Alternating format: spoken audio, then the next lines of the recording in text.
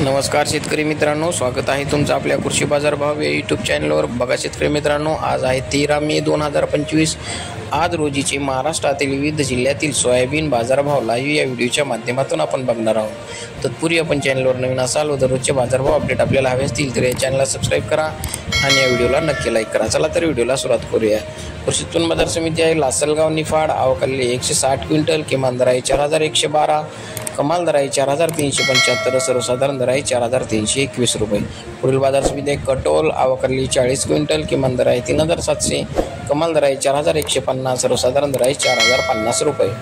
पुढील कृषी उत्पन्न बाजार समिती आहे अजनगाव सुरजी, आवकाली 45 क्विंटल, किमान दर आहे 4000, कमाल दर आहे 4400, सर्वसाधारण दर आहे 4200 रुपये।